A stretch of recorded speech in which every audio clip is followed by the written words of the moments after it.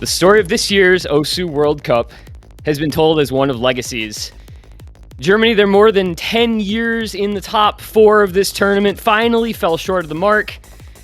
South Korea finally won after so many years of coming up just short, but they lost half their roster, dropped all the way down to a top 6 finish. And tonight, the legacy of 2 more teams is at stake, starting with the United States. The USA have been the dominant force in OSU since 2015. You know the statistics. They've been to 10 straight grand finals. They've won the whole thing 8 times. They're the one true dynasty of the game mode. And they've seen the rise and fall of opponents that span the entire globe. They've been the final boss of the World Cup for so long. It's an unprecedented legacy of greatness that for so long appeared untouchable. But something interesting has been happening. Last year, while they failed to win the World Cup for the first time since 2017, last year showed that even final bosses can be defeated. And then last week, they fell to the Poland roster of Destiny. And let's just say that last week proved that maybe, just maybe, that final boss wasn't quite so final anymore. United States falling to the losers bracket for the 4th year in a row. And tonight, to face off against them, it's a repeat challenger arriving, one looking as so many have to put an end to the legacy of the greatest dynasty that OSU has ever known, while at the same time looking to etch their own name into the history books. Of course, this challenger has been defeated time and time again by their indomitable adversaries, including 4 times in the last 3 years alone. Sometimes those losses have been in heartbreaking fashion, like last year when they took the United States all the way to the brink, finally falling on a tiebreaker. Sometimes, frankly, they've looked like they didn't even belong, like 2 weeks ago when they looked like a shell of themselves. They were dominated in a 6-0 sweep. But through it all, this challenger, their name's Australia. They have resolutely refused to stay down, picking themselves off the mat time and time again, once more daring to face their seemingly unconquerable foe. And so it is the legacy of the greatest player of all time on the line as Emmerich tries to lead his nation to previously unknown heights, searching for tournament immortality. So it's the world's best player, an entire nation at his back, standing against a team that has for so long seemed out of reach at the top of the podium. The United States, they're reaching for their 11th grand final in a row, while Australia looks for their first. Only one of these two can move on to a showdown with Poland. And so this is the losers bracket final of OWC 2025. Ladies and gentlemen, it all starts right now.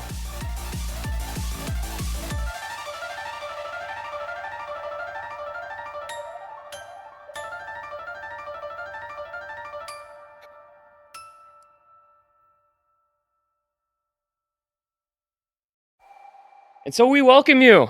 Good evening, ladies and gentlemen, boys and girls of OSU Live, to the losers bracket final here in Grand Finals Weekend OSU World Cup 2025.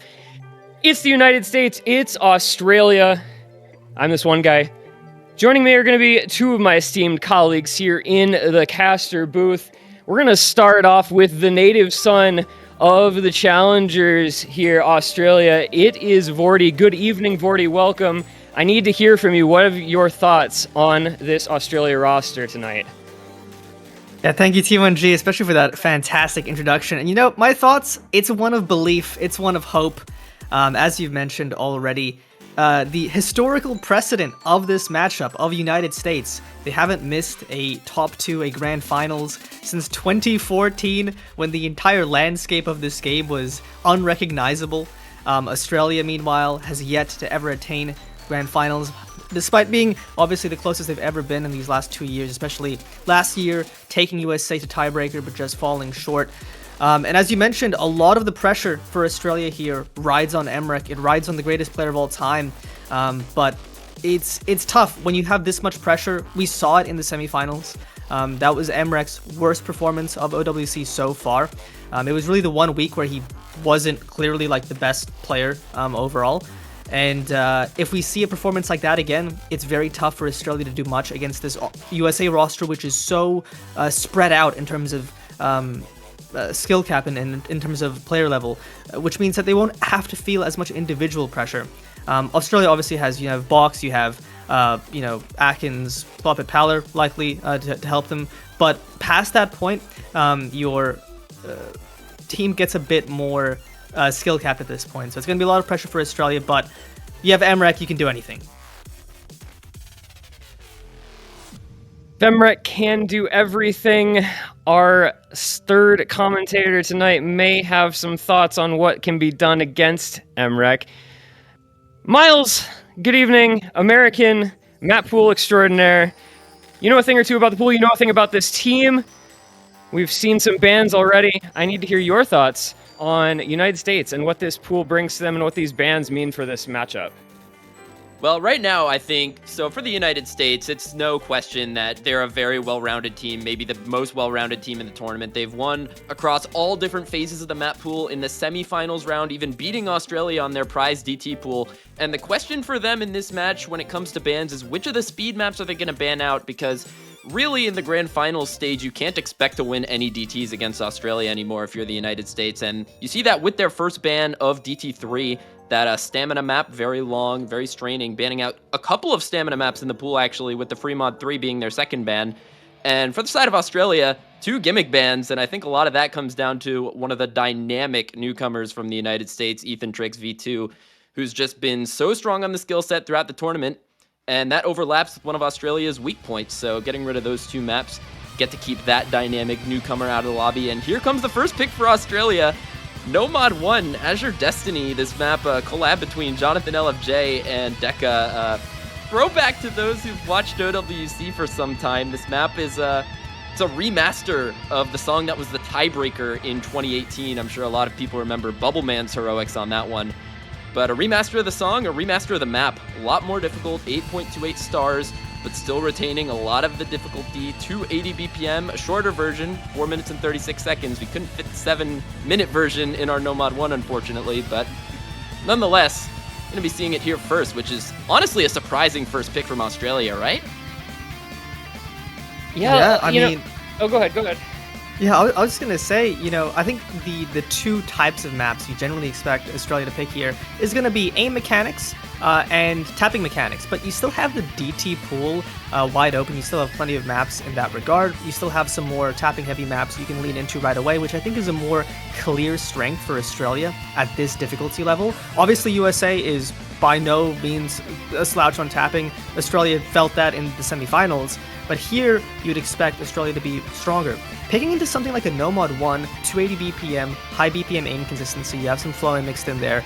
It's a bit more of an approachable skill set, I think, for USA here. It's going to be something they can compete a little bit, it's more RNG in that nature. So very interesting for Australia to go for it first here.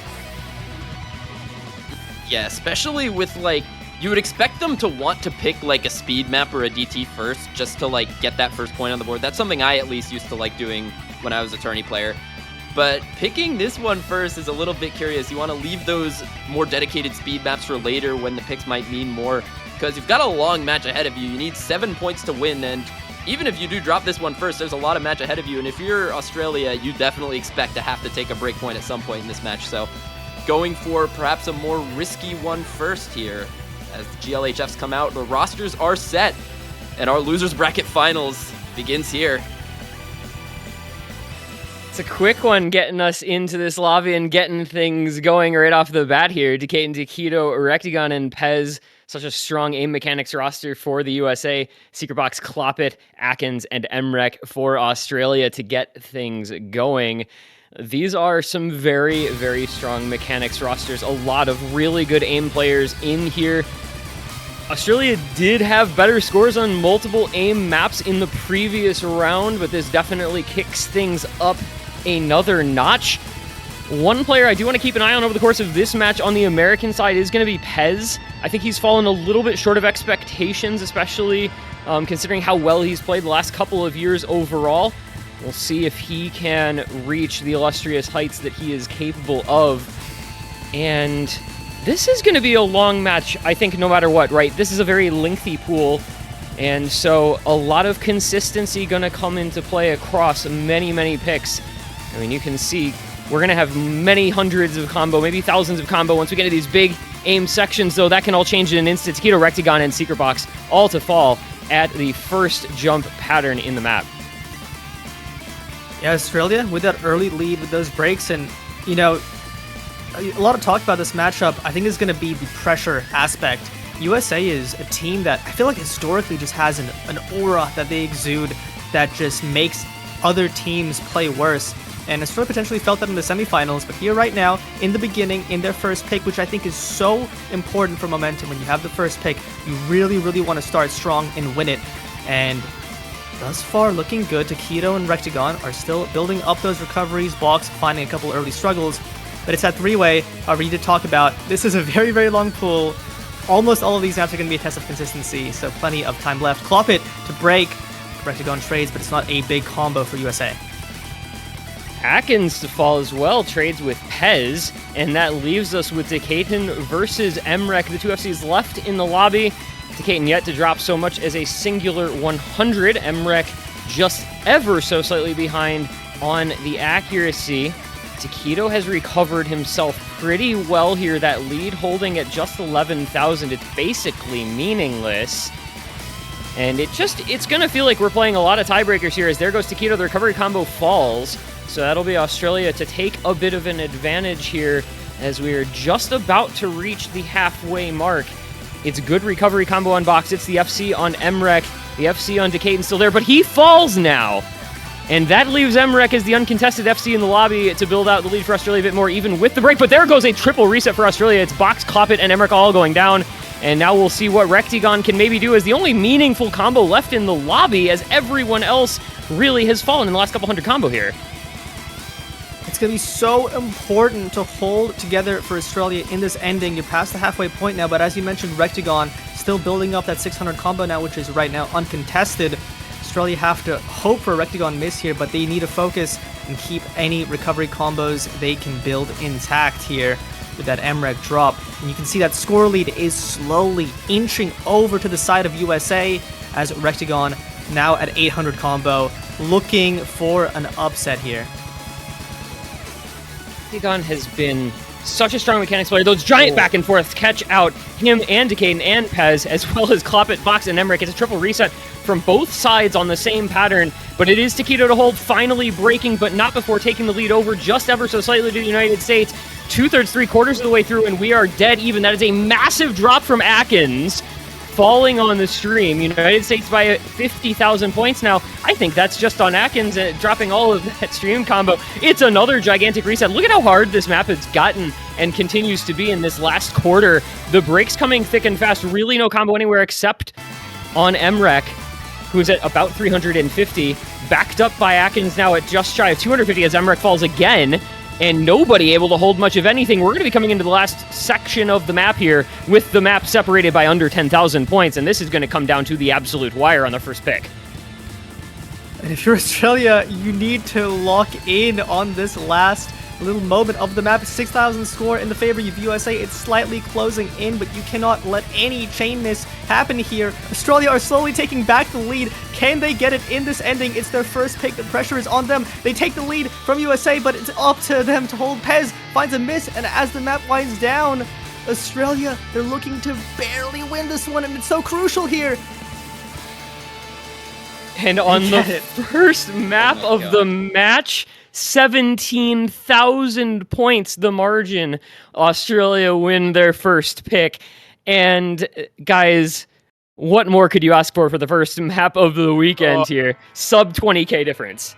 Dude, like, there's something a little bit poetic about Australia winning this as their first pick. You know, this is the map that lost USA their only set loss back in 2018, and now winning this as their first pick in such a close fashion. I don't know if my heart can do this again after what happened last week against Poland, but that's the first pick on the board for Australia. Now USA gonna have to respond in kind with their own first pick, the risky pick working out. I mean, it looked like for so long that was going to go back in favor of the USA.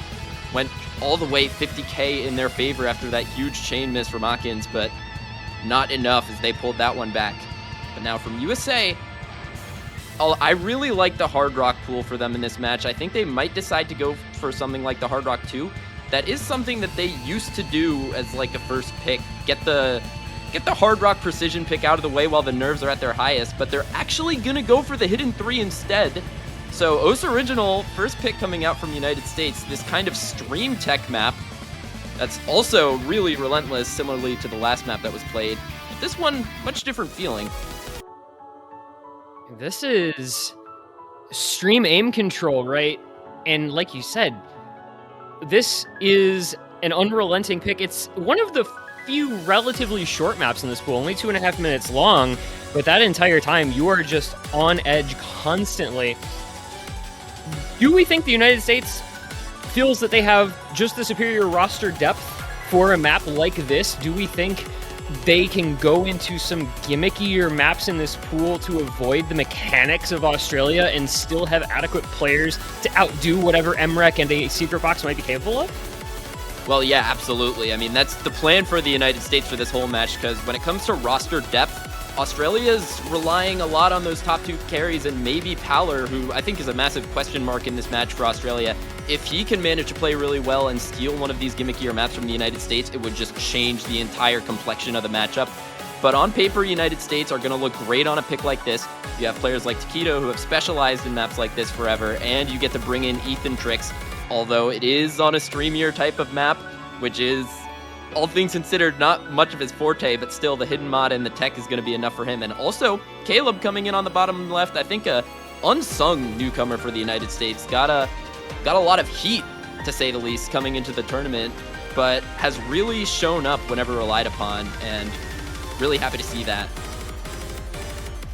And I think the goal for the United States here is going to be that team consistency, as you mentioned. I mean, you look at something like the Hidden 3 in the finals, and in that Hidden 3, in Australia's best score of that map, you had MREC getting 650k, Box getting, I believe, the second highest score of the week with 575k. But USA still had a better team score than them in the head-to-head, with Ethantrix just shy of Box, and then the overall team consistency behind them. So if against a team like Australia, right, it's Box on flow aim hidden, he's going to be very good at it. MREC's good at everything. But United States here is hoping that the third and fourth player, the combination of the 8-star skill cap check along with the hidden and tech elements is just going to be too much for them, and that's where they can get their score advantage. I'm really curious to see Cloppet in on this map for the side of Australia. So far this tournament, he's kind of been the newcomer on their side that has really shined the most, especially on the mechanics maps. But on something like hidden flow aim tech, I don't think we've seen much of him yet. And still curious to see who that fourth player is for Australia. I think I expect it to be Paller. I think it might be Atkins, judging by their discussion in the game chat here. And, you know, sort of a little bit of the elephant in the room, I think, regarding Australia's roster this year, right, is they've been kind of running with, like, 5.5 players. They have on their team Superior and Big Snag, aka Milo Milkshake, who have played negligible maps really over the course of the entire tournament. They've played, I don't know, maybe 3 or 4 maps combined all the way back to qualifiers, right? And so that roster depth is going to, I think, especially now that we're in these really late stages, that roster depth is going to be a huge, huge question mark, and curious to see if it really does come back to bite them, or if the top end of their roster is so strong to make it not matter. And Akins joins the server. Looks like we've got our rosters locked here. Ethan Trix, Decaton, Caleb, and Taquito up against Emrek, Kloppet, Secret Box, and Akins on our Black Y Osu original Panagia. Map by Kalionet. Map's really difficult. Entire pool is really difficult. Yeah. Shoutouts to Henry for the unreal replay on this from the showcase, by the way. If you weren't watching that, go check that back out and see what he did on this map. But we're going to see what these 8 can do on this map as United States looks to get their first point on the board with the first pick. Yeah, and a benefit for the USA picking a map like this in the grand finals is generally earlier on in the tournament, you would have had Powler coming in for Australia. I mean, early on, he was so crucial as a hidden player for so many picks, but it's over 8 stars. It's very, very mechanical. Everything in this pool has a baseline level of mechanics that is just so high that I think it might take out some of the supporting players for Australia here as, I mean, USA 3 combos ahead of Australia's 1 just on Emrek, and they're looking very, very strong in this introduction. Really powerful stuff to get started from the USA, able to take an early 75,000 point lead. But look at what's happened now as everybody has reset. It's a full break from the United States, including a chain miss from Ethan Trix. And guess who is on the full combo? It is Emrek. The pressure, unbelievable on him, I have to imagine. And we'll see what he can do to deal with it here, as he is the only meaningful combo in this lobby 1/3 of the way through, as that score gap looks to fall and head back the way of Australia. And he continues onward through the wiggles and everything, keeping combo into the slow part halfway through. Australia into the lead on the opposition's first pick. And we talked about this pool, generally speaking, being on the longer side, but this is one of the shortest maps in the entire pool. It might be the shortest potential. That's the second shortest. So Emrek's combo here, over 800 now. This is huge. Getting past the halfway point here, Australia struggling. Akins building up 200 recovery. On the other side, you have Decaton on 400 now, but Emrek is still on this absurd full combo, and how far can it go, T1G? Far enough, it seems like, at this rate, as he continues to hold, teammates fall around him. Decaton, Taquito, and Ethan Trix are building up a bit of combo, but Emrek is untouchable on the other side. He is at the top of his game. He is at the top of the lobby. The lead to 65-75, 100,000 score here for Australia. Little that the Americans can do, but watch as Emrek continues to hold the FC onward into the last few seconds of the map. Finally falls, but I believe it has to be job done now. Taquito, the only combo left in the lobby, 500. Will that be able to bring back some portion of this 100K? Probably. Will there be enough time? Well, wait just a second. Australia falls apart. The score gap comes down to the ending. Taquito's continuing to hold on, but there's not going to be enough time, and that's back-to-back maps to start off the match by 17,000 points again. Australia escapes by the skin of their teeth, and it's a break point to start off the match in their favor. 2-0 for Australia. 17K on Nomad 1, 17K on Hidden 3. Both go to Australia. And that's just the impact of having the best player in the world on your team, I guess. Nobody on Australia really finding their foothold on that map except for Emrek. The only player to beat a single player on the United States on that from them being Kloppet, being ahead of, I think, Caleb on the United States with the 291K. But otherwise, that was just all Emrek. And if you're Australia, as I mentioned, you have just now completely changed the complexion of this match. You are now up a break point, and I think the DT pool should just be right on deck right now. You have to pick one of these DT picks to try and consolidate that, go up 3-0 instantly against the team that swept you 2 weeks ago. You know, I think Box said it best in the chat after that conclusion. Oh my god. Australia now up a break point as Emrek. This is not semifinals Emrek. This is not the Emrek that maybe was pressured by the USA roster. This is peak form Emrek.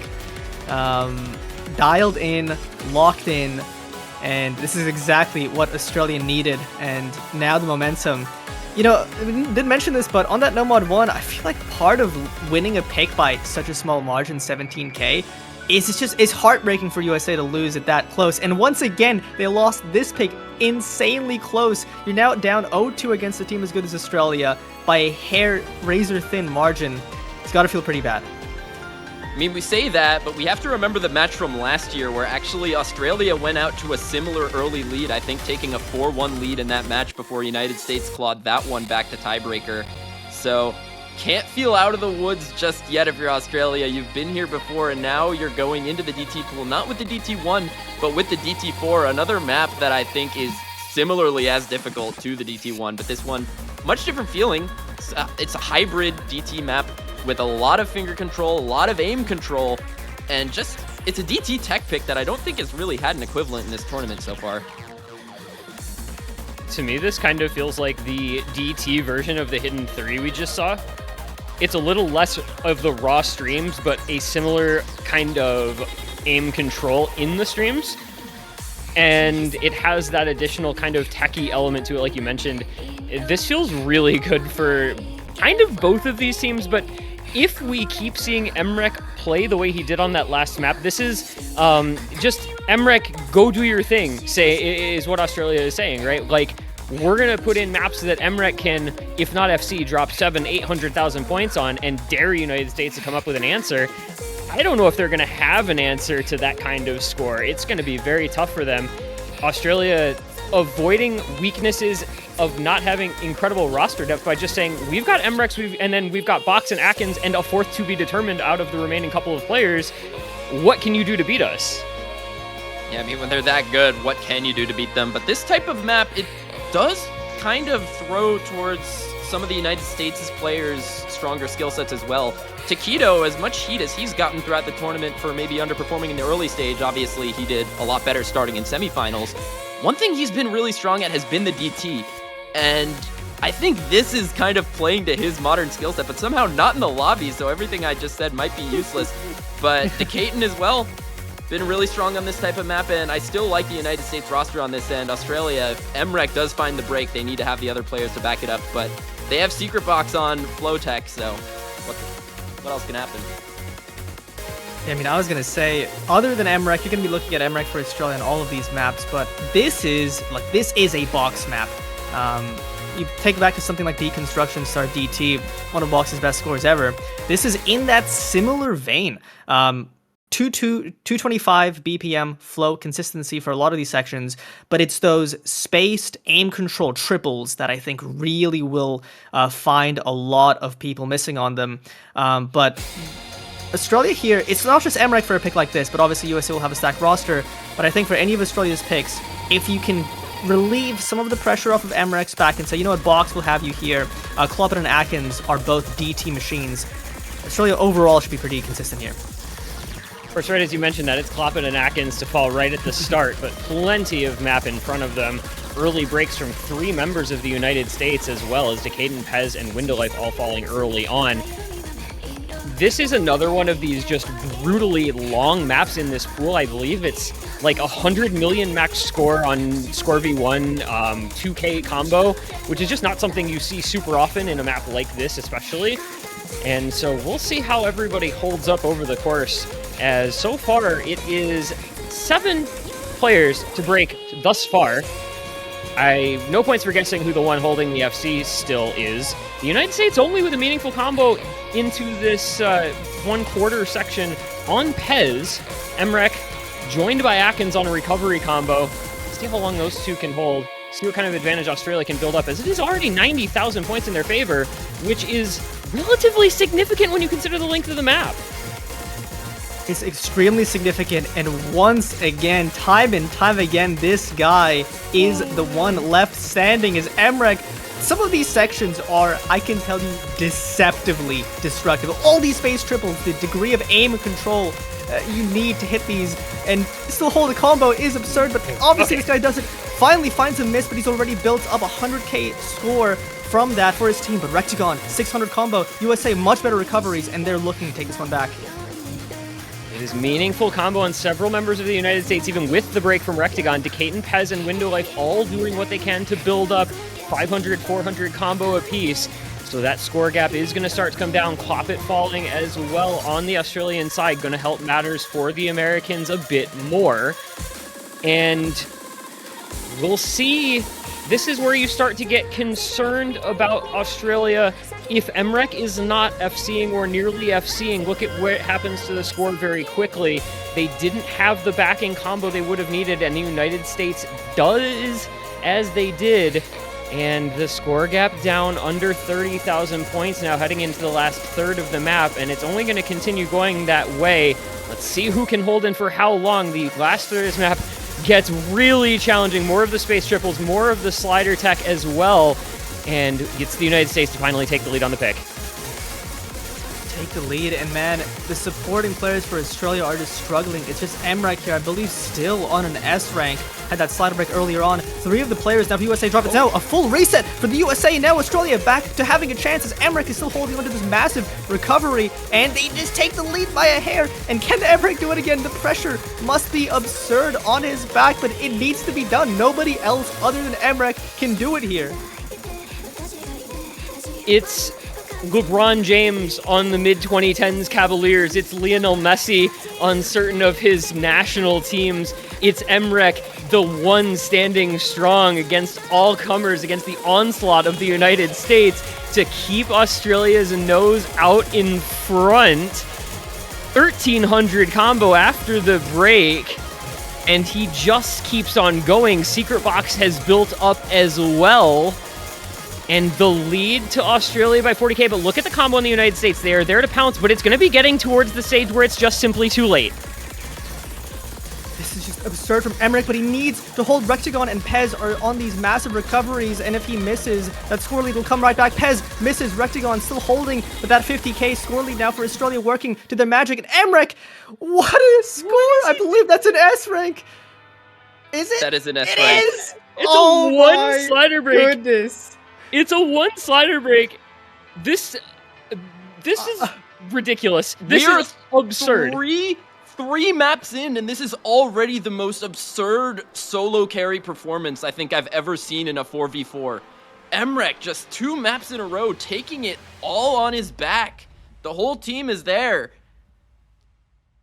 And how destructive must that be to the United States? Those last 2 maps just stolen from them by one player.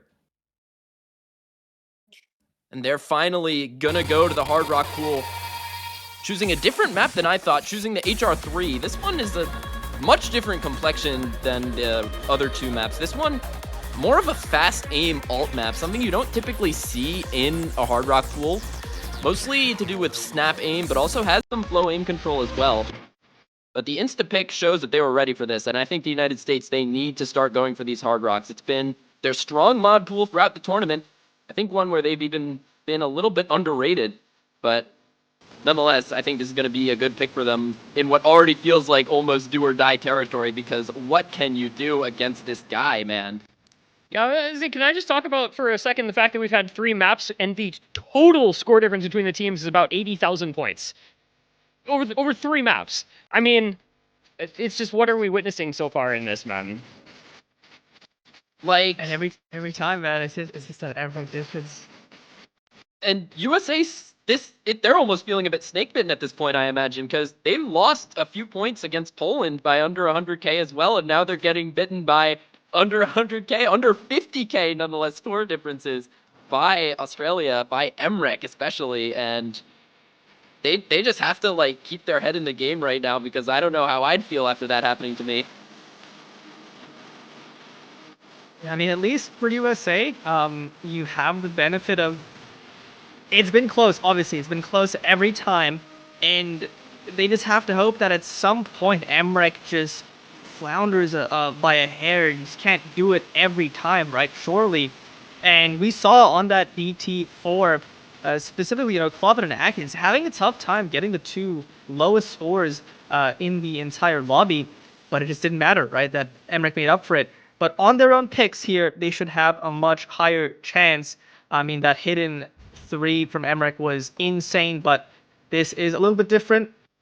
Flow, control, snappy, alt, hard rock, and techie hard rock.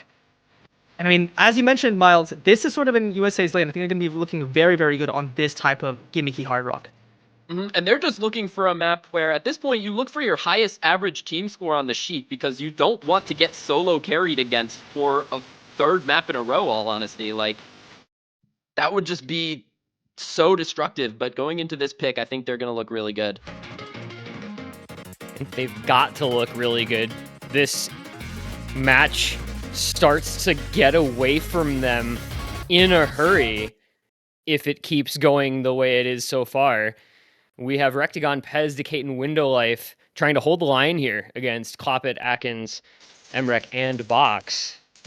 And it already feels like you just can't afford... I mean, it already feels like you can't afford another break point, honestly, with Australia playing at this level, with Emrek playing at this level. So USA's got to lock in. It's already several breaks early on, but it's breaks all over the place, as mentioned. Very tricky kind of control sections here at the start into some snap in the key eyes, and really no difference between the team combos in the first section there. Plenty of misses to open up with, and once, for once in this batch, it will not be Emrek with the initial highest combo, as Box, the last player standing with an FC for Australia, Cloppet right behind with a good recovery, Rectagon holding that FC for USA, and now looks like players have settled in after that initial div spike, and I think for USA here, I was going to say Rectagon historically is generally one of the best hardware players in the game, but finds a break there. Traded by Box, though, so it's FC for FC. Caden, Pez, Window Life, look at those recoveries, have that initial lead. And that miss from Window Life gives some combo advantage to Australia. It's a trade between Pez and Cloppet, so now you have Atkins falling as well. It is Emrek, it is Decade to fall.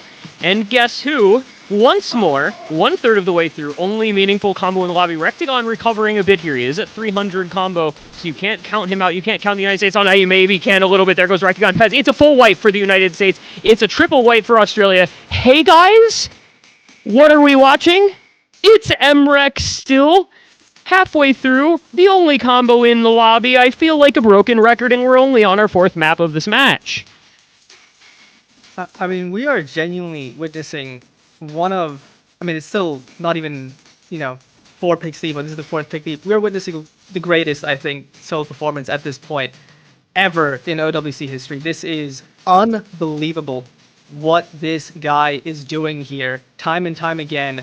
Just seems unfallible as he gets through that section, and now once again building up that score lead for Australia as he looks to take them to their second break point, but finds a break, and now USA once again have a chance.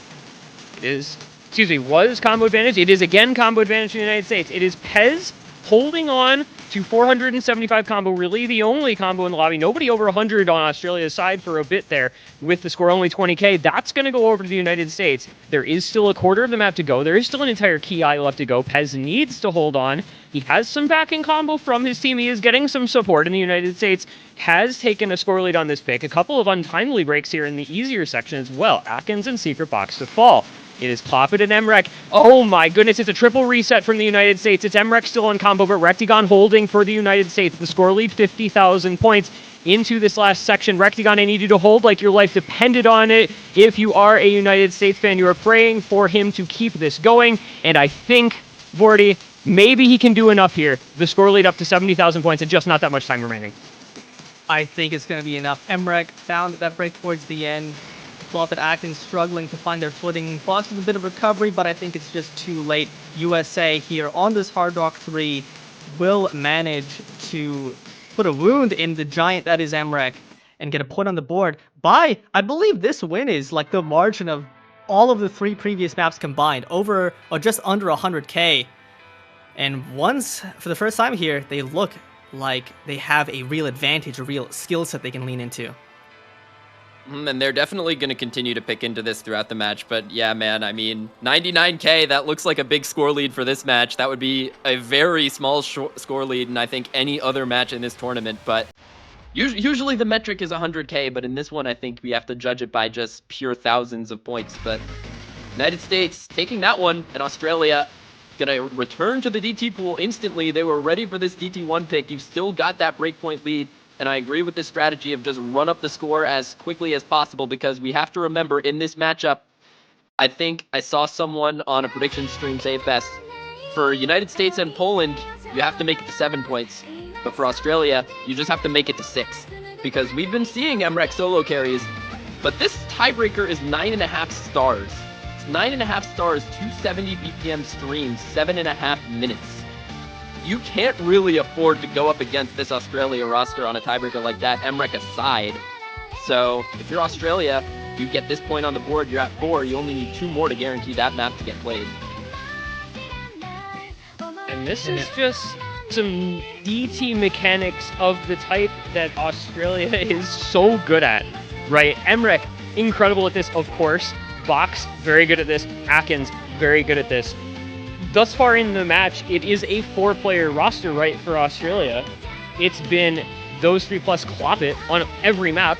So you're just saying we're picking with this roster in mind, with Emrek in mind, and until we run out of maps in this skill set, we're just going to keep it up. And I gotta think it's going to continue working for them at the current rate.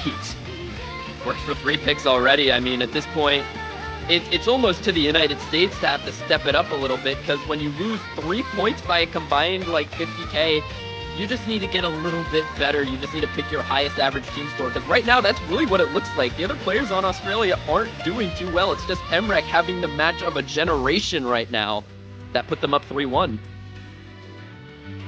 But I think if there's any map in this pool where the supporting players on Australia, namely Akins and Clopit, I think will have the best time actually putting up competitive scores against USA, it's the DT1. I mean, this is the most comfortable, you can say, farmy type of map in the pool for DT players like themselves. I mean, we saw it with like a map like Epiphany in the finals pool, where, you know, Akins put up some great scores. Clopit was able to put up some really solid scores.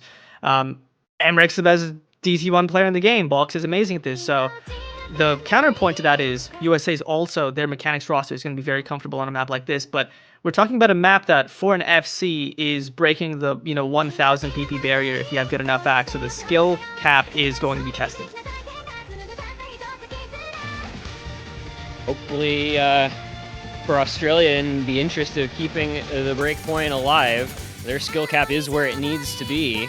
It's an early traded break right at the start from Clopit and Rectigon before we even got into this first verse section. Everyone else gonna build up probably till we get to the Ki. This is that, style of its era, right? 2016 to 2018, kind of comfy game, and that's a surprising miss there from Emrek. That's the first kind of surprising miss I think we've seen from him so far in this match, quite frankly, as there goes Box as well, and the United States going to have a little bit of a lead on this pick as we go into this first Ki. And 2 breaks, though, from Rectigon into Caden. I was going to say, you don't really want to be missing on the start of this map before the real diff spikes come in, where your combo will likely be crushed anyway. And Akins is going to be the last man standing here. And this is what I said. Akins, fantastic on a DT1 like this. And right now, he's the difference maker, giving Australia back the lead. You see those accuracies as well from all the players in Australia, pretty much all around that 99, all over 99% now.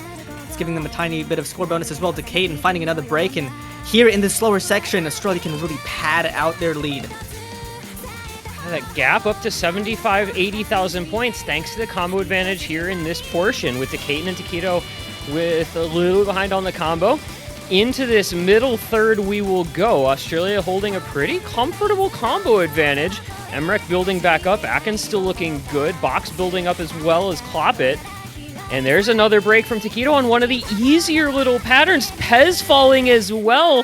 Only halfway through the map. There is still quite a bit of time to go. But look at what the combo lead is like for Australia. Look at the score lead, 300,000 points nearly now. Australia looks shaky in the start, but the tables have turned. It's now USA finding these unfortunate breaks. Rectigon to Caden, both gone. It's now just Australia with any meaningful combo. Akins still on that full combo. Emrek with a huge supporting combo. Akins finally finds a miss on this insane section, and hey, can Emrek get through it? Nah. Oh, finds the miss.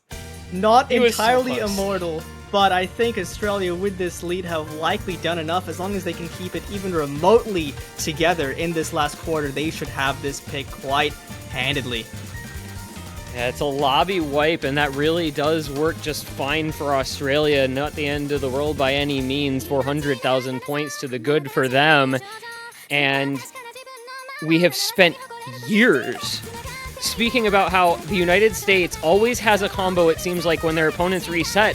And 5 maps now into this match, that has hardly felt like the case. It has instead been Australia always having combo on someone when they needed it most.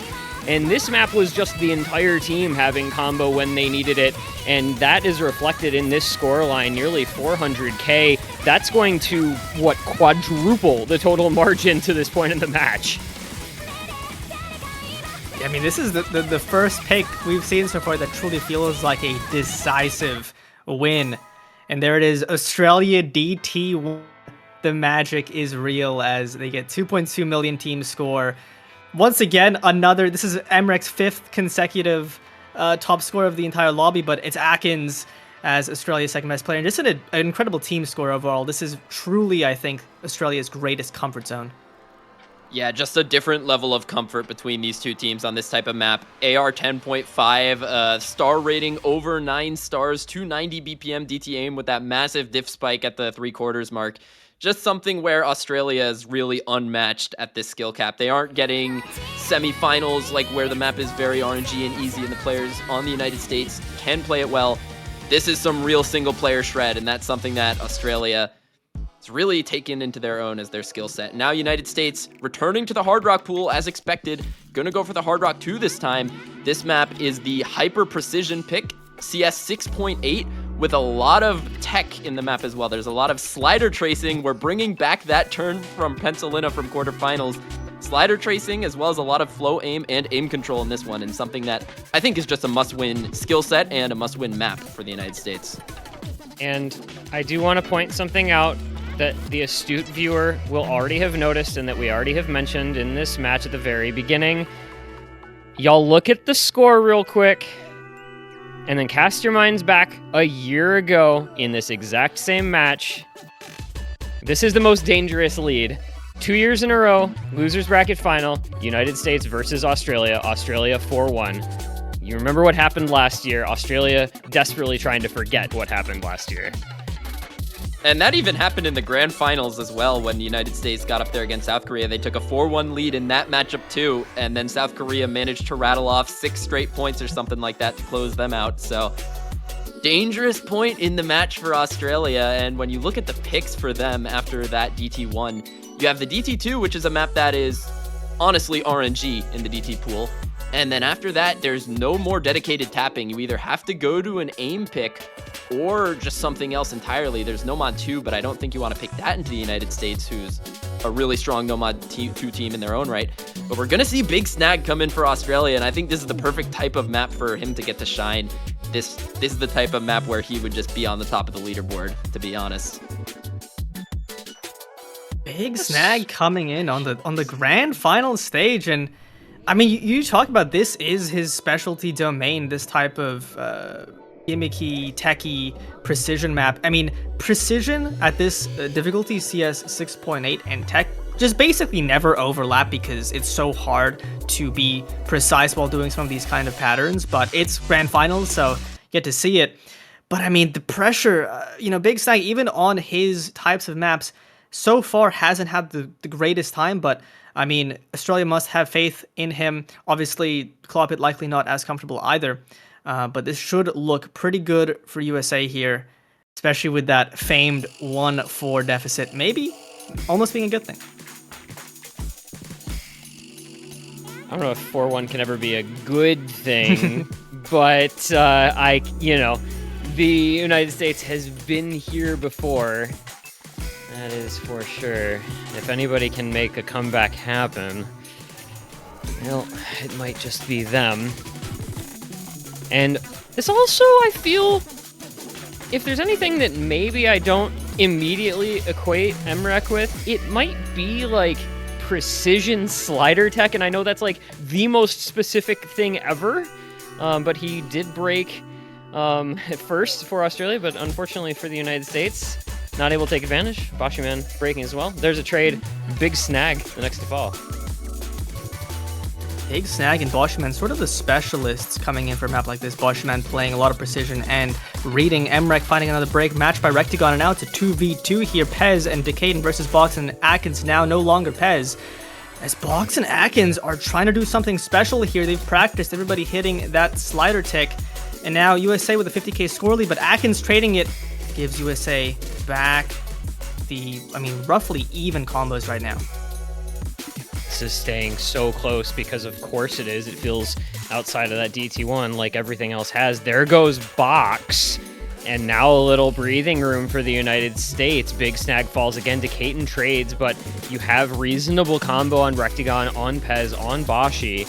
And for Australia, it's Emrek building up, Atkins building up as best he can. But United States, 100k lead, and looking like pretty comfortable team on this map. Look at the accuracy on Rectagon. Look at the combo on Pez and Bashi, man. Look at the accuracy on Kaiten as well, for that matter. Just hasn't been able to quite build the same level of combo. And with a break in the slow section at halfway there from Atkins, as well as big snag, it's the United States to take this lead out even farther. Yeah, I think USA just really found an incredible skill set. Considering Australia has to field in, they probably just don't have like a fourth player better than Big Snag, and that's a good thing for USA. Now it's a full reset for all of the USA, but I just don't think Emrek can do enough here unless he goes all the way. But on a map like this, as you said, this isn't the Emrek skill set, and does find the miss here. Got buzz slidered there, I believe. And that was the end of the biggest combo we had seen on the map to that point, and the United States out to a 200,000 point lead. And in the driver's seat on this pick. And it's looking like, despite dropping the early break point, United States not going to be too concerned about doing that again anytime too soon. It's going to be another comfortable win in this match. That's back-to-back points that are going to result in comfortable wins. And it'll be the United States to keep this within just one breakpoint separating the teams. Rectagon bringing some pretty solid combo into that late little kick slider pattern. 450k, the score, just a bit behind Emrek, topping the United States. And it's just the advantage of having a team this deep for a team like the United States. Even for these really, really niche skill sets, you can field a full team of players who are all very competent, and you see it here. 249k. Big Snag really not having a great time on that, and he's only come in for a few maps this tournament, has been looking pretty nervous, but if you were going to try him out in Grand Finals, it would be on a map like this, so no shame to him. But now we come to, I think, a bit of a weird impasse for Australia, because there's one dedicated tapping pick left in this pool in the DT2. But I say dedicated tapping pick, there's only one real long stream in that map, and the rest of it is just kind of jank. And every other map in this pool is going to be more consistent than that. But once they pick that DT2, there's officially no more dedicated tapping in the pool. Unless you count the Nomad 2, but I don't, because that map is also something that United States is really strong on with their stream players. So you could either exit tapping altogether right now and go for perhaps an aim map like the Hard Rock 1 even, the Free Mod 1, the Hidden 1, or just honestly anything else. They got the highest Nomad 4 team score last week. They could even go for the Nomad 4 if they want to, but they could also just keep on picking tapping, because the clock is quickly striking midnight for United States if they allow Australia to take too many more points. 6 is really the magic number for them, as we've been saying, so once they get one more point on the board, then they'll just be one away from forcing that TB for sure. Clock striking midnight literally and figuratively, as it is reaching midnight in the Eastern time zone where multiple members of the United States reside. I do think that, the DT2 Nomad 2 pipeline for Australia, you've got Emrek, you've got Box, would be an option, but they're instead HD1 gonna go Hidden 1, so we are gonna go, 270 BPM Hidden aim as the pick. They first picked Nomad 1, they won it by a bare margin, so saying let's go for more aim in this matchup does, I think, make a decent amount of sense. And this map, I think, is one of the map pool variants types of picks in this match, where on different pools, either team would have an advantage on this type of map. On last week's Hidden 1, Australia, on both of their times running through it, beat the time the United States played through it against Poland. And I actually do like this pick for Australia. It's arguably one of the easier maps in the pool. But in doing that, you're going to be able to free up all of your players to get good scores on it. And when Emrek has been playing as he has, and with the United States' aim players honestly not looking too hot, especially on something like this, I think this is a good pick for them. I mean, I completely agree. You look at something like the Hidden One from the finals pool last week, and Australia on both of their runs beat out USA's scoreline. USA having a pretty tough time on that Hidden One. There's obviously higher BPM, but Australia on this kind of more mechanics-focused, less reading. I mean, it's AR-10, so you can't get less dense without adding DT, which I think benefits Australia's players. If you want density reading, that's going to favor USA, but on a more mechanical map like this, Australia should feel really good here. It's another one of those maps where I think they're going to have better supporting scores from a player like Atkins. Box is going to feel pretty good on this. Emrek on any kind of aim consistency is a force to be feared. So I think if you're not going to pick into something like DT2, if you're not going to pick into the stream maps, this is your best bet. I was really liking this and Nomad 4 to be Australia's pivot picks, as I would call them in this matchup. And for United States, go back to that point on the variants. The AR-10, especially, you mentioned with the density, that's another thing that would discomfort a player like Ethan Trix, who came in for this one. And rosters are now set. Keto, Decaton, Rectigon, Ethan Trix, Emrek, Atkins, Paller, and Secretbox. First sighting of Paller in this match. Gonna see how he is on this Grand Finals pool. Quite the moment in the match for him to be coming in now. 4-2, really needing to hold on to this breakpoint advantage.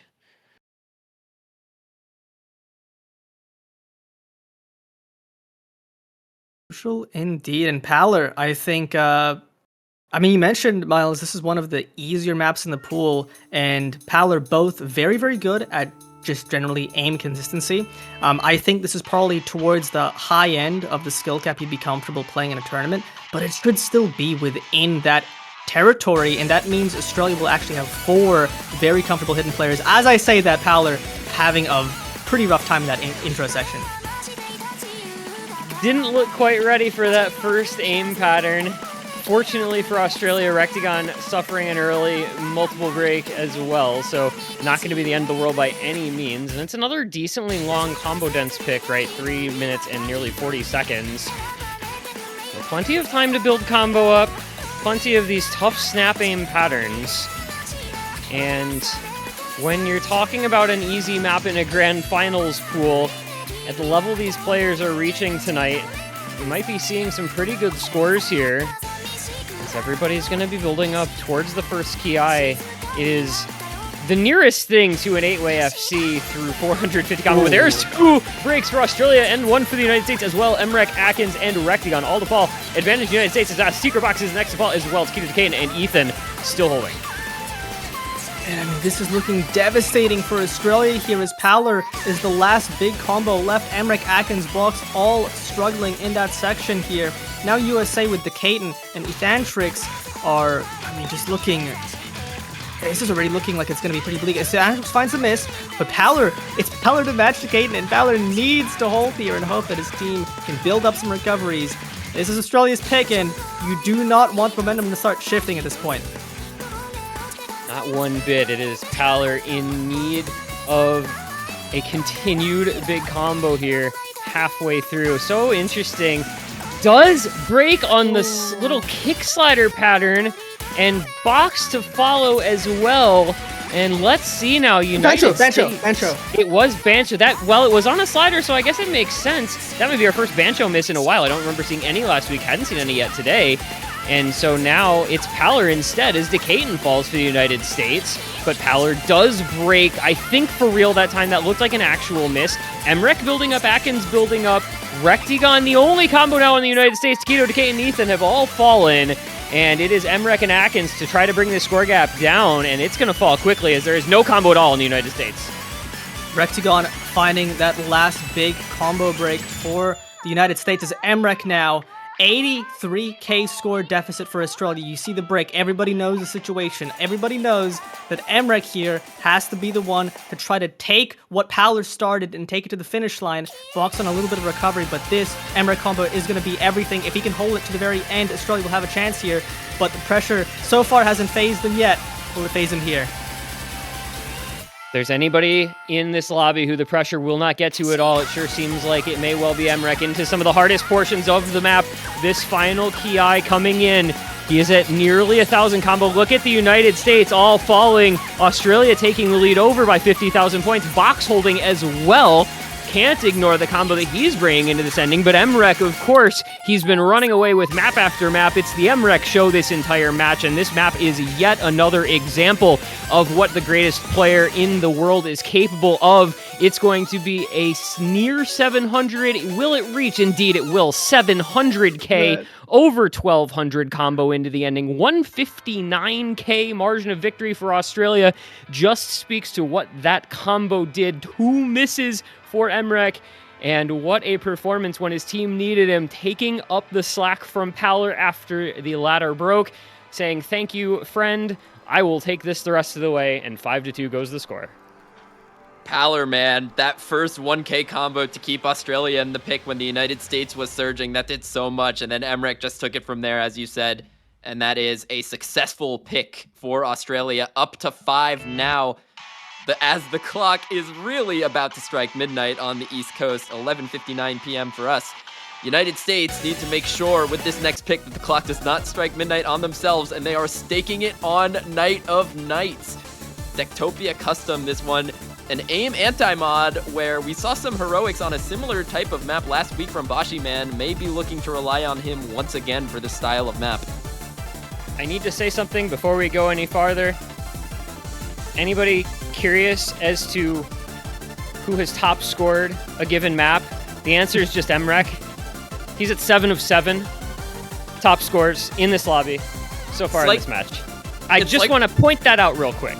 We're watching Patrick Mahomes and he's just throwing the ball downfield and people are catching it. Like, this player is doing things we have never seen before in the OSU World Cup. He's done it in 1v1 tournaments, he's done it in other community tournaments, but on this stage, doing what he is doing is not something that anyone is going to ever forget. And just to remind, like, what is approaching, what is happening here in this moment as Australia is now up 5-2 going into USA pick here, but USA has top 2 has reached the winners grand finals every year since 2014, or 2014 was the first year in that line where they didn't do it. So Australia, having never reached the winners grand finals, we are at the precipice of something truly great, but USA is still standing. And I mean, this is, I think, their best pick here. You look at the Hard Rocks, this is sort of the classic Night of Nights. You might be familiar with the top diff, which is also CS5 AR8, but on steroids. If you took the hardest pattern at the end of that map and just said, how about the entire map is that, plus some bonus, I think it's going to be a huge test of the precision players, a huge test of the reading players, and it's in that USA gimmicky lane. So here's a guy on this roster. His name is Bashiman741. If he can do what he did last week on this slot again, the United States is going to be in a pretty good position. Otherwise, we're probably looking to them to overmod Hard Rock again with Decayton and Rectigon, with Ethan Tricks, of course, taking the hidden. And it's, again, 3 players for Australia holding the same roster as the previous map, actually. And mods definitely have to expect Emrek to take no mod on this. Really curious to see the other mods. Powler probably on the hidden. Hawkins on the Hard Rock, Emrek and Box on Nomad. This map is going to be brutal for those Hard Rock players, and the United States is over-modding it. Man, the aim requirement on this, like, just Nomad alone, and then you toss Hard Rock on it, make it even a little more spaced, and see a 6.5, bro? This is a bold move from the United States. You're watching Bashi, right? He's been the hero multiple times on these anti-mod picks in late stages of big important matches. Perhaps another feather in his cap on the other side of this one, as it's several breaks early on. Emrek, Atkins, Powler all falling, and still the double FC on Decayton and Bashi, Rectigon and Ethan just breaking right at the start. United States, well, they had nearly 100k lead, just like that. It's 50k as it's a triple reset. Triple reset, Bashi holding the line on the no mod, but Box is matching him. Emrek, I mean, even if Emrek breaks early, you always have to anticipate the recovery. The box finding a huge miss. That was the last FC remaining for Australia here. Now USA both with the score lead and a huge combo lead is everybody but Emrek breaking there. And in this early start, looking very good for USA. There's a double reset though to Kate and Ethan to fall. Bashi holding that FC still. Rectagon backing him up as best he can. Fortunately for that United States side, Australia not having a lot more luck on their side of things. Atkins and Paller suffering from some breaks. It is Emrek holding the big combo box, doing his best to back him up, but they're going to need some help from the United States side as Bashiman comes in for his assigned duties. This is why he's on the team. This is what they put him specifically in for, are these free mod CS5 AR8s. He comes in and he puts up a solid score. He finally does break, but it's traded with Emrek. It's a full reset for Australia. And now Rectagon on that hard rock, biggest combo in the lobby. United States looking very comfortable on this, 2/3 of the way through, 350k in their favor. Bashiman with the best overall score in the lobby, but Rectagon, the difference, the disparity between Rectagon's comfort at CS 6.5 and Atkins is unbelievable. And 400k score in the lead. USA have already done enough as there's no combos for anybody in Australia. Just Bashiman with that recovery. And it looks like for the first time in this match, Emrek will not be top scoring. I don't know that there's any way for him to top score this map at this point. It took until the 8th map of the match, which is pretty impressive in its own right, but just not quite in tune on this occasion. Although if he FCs the ending here, it could get kind of close with Bashi breaking there.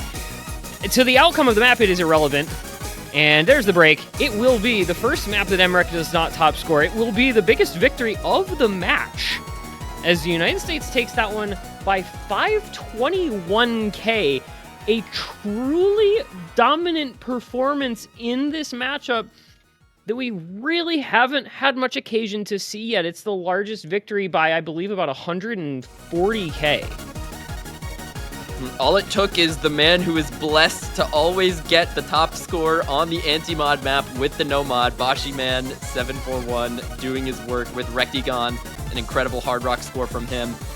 And now we're reaching the danger zone for the United States. They aren't at match point yet, but we're kind of reaching the point where they need to take that break point back. Australia at 5, it's their own pick. They guarantee the tiebreaker with this next one.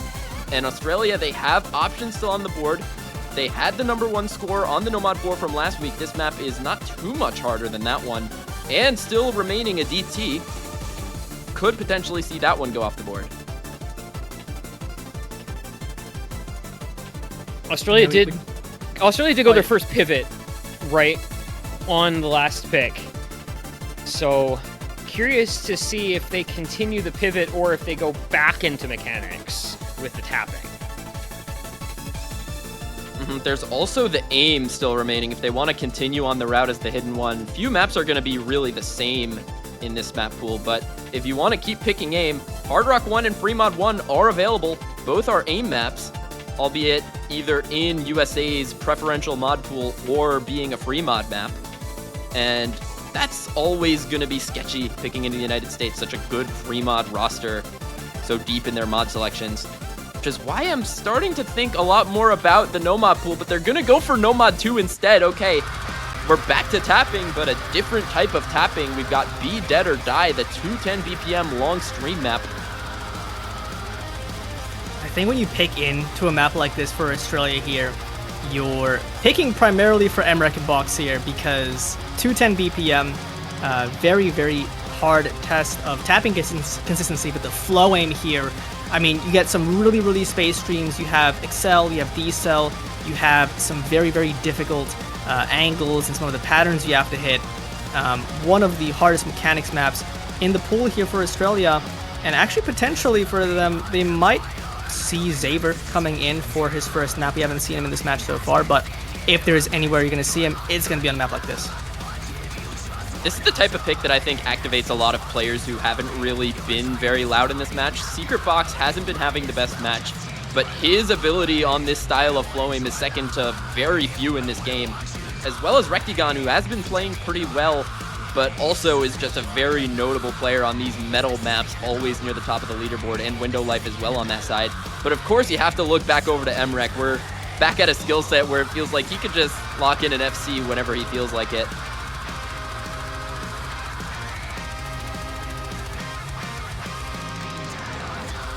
Look, gonna wait and see, because you've got, as you said, this feels like, and has felt like, as you've mentioned a couple times in between picks, such a risky pick for Australia because it is closer to a comfort skill set than some of the other tapping picks throughout the pool. You see Rectagon, you see Decaden, you see Window Life and Pez. Like, that is such a good roster for a super challenging Nomad 2 like this one. It's gonna be a bit of a coin flip, dare I say? We cannot say that yet because Australia has looked so good on their picks this match. But United States, they need a break point. They really need it now. So if there's ever a time to activate that long gone, maybe not long gone, clutch gene, it has to be here. It has to be these 4 players on this map.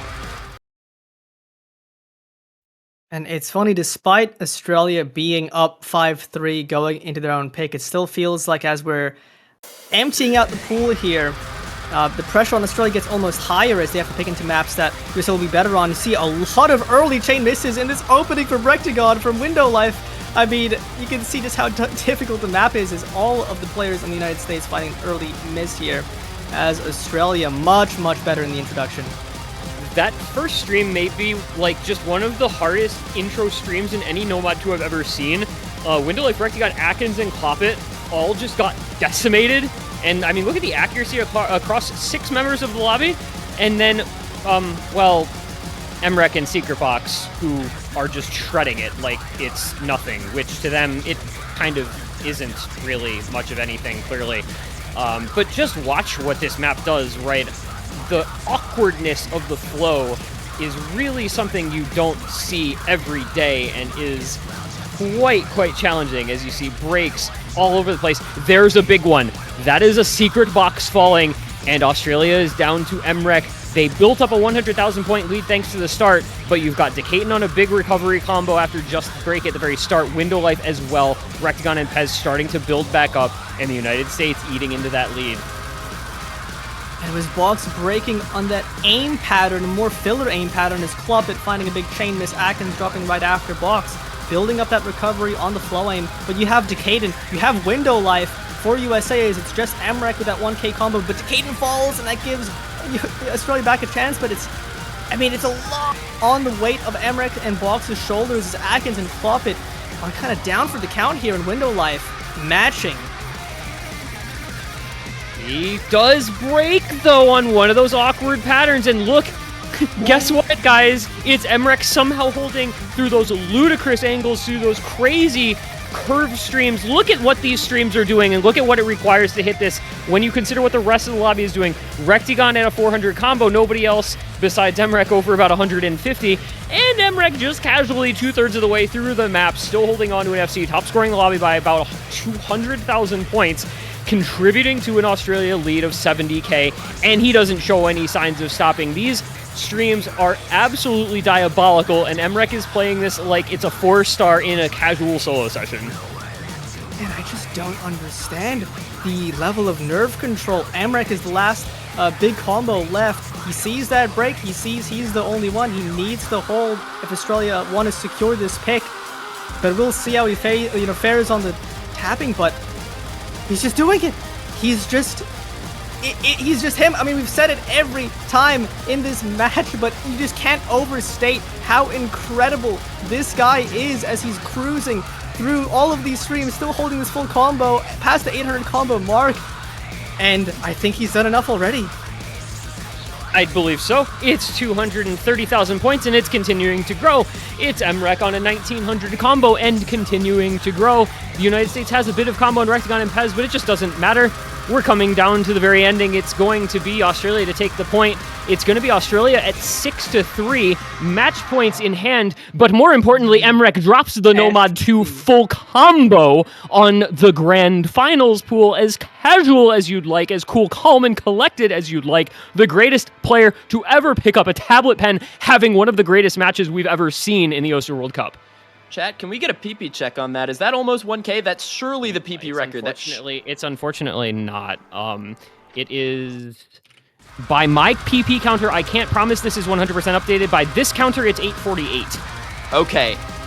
Now, I'd just like to take a moment to say, we just figured out what happened in semifinals. That was an exorcism for Emrek. This man no longer feels nerves. He no longer feels them. They're just a concept to him that he maybe once experienced, but that has been vanquished. Now there is nothing but his skill just on full display for everyone to see here. All maps but one top scored. United States back against the wall for their first time out of the top 2 in over 10 years, potentially on the line. And what do they pick? Oh, what do they pick indeed? I just can't believe what's happening. This is, I don't know how many basketball fans are in chat. This is reminiscent of LeBron James in Boston when he, at the beginning of the game, stares up, has that stare of death, and proceeds to absolutely dismantle the team here. This is what it feels like. Emrek, knowing he didn't have the great match against USA, but turned on stream, no chat, no alerts, no cam, just pure focus, just pure gameplay, and he has been unbelievable. And now Australia, they're at the magic number. They're at 6 points. And you might say, well, USA can still win, they can still get tiebreaker. I agree. But that means Emrek, this version of Emrek, you would be playing him on a 9.5 star, hardest tiebreaker we've ever seen in OWC. Do you want to do that? No, but USA at this point has no choice. Yeah, I mean, it's just such a tough position to be in for the United States, and if you're them at this point, you might as well just tell Window Life right now on this map, like, bro, you have to sit out of a couple maps, you have to play this tiebreaker, because he's really the guy that they would be looking to on that map to potentially try to contest with a major combo with him and Rectigon. But first, they have to deal with what's in front of them, and what's in front of them right now is a 4-point deficit in which they need to win all 4 to keep that top 2 streak alive.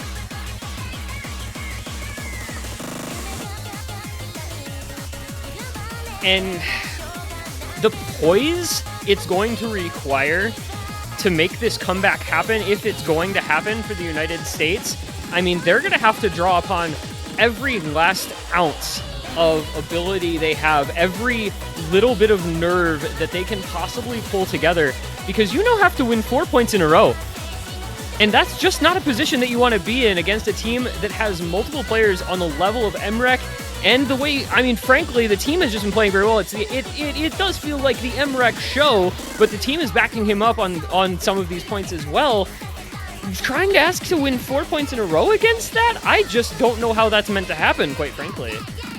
Yeah, and I mean, like, one of the win conditions for the United States in this match was that their backing players were going to have to outperform those on Australia, and quite honestly, they haven't been doing that to the degree that they've had to.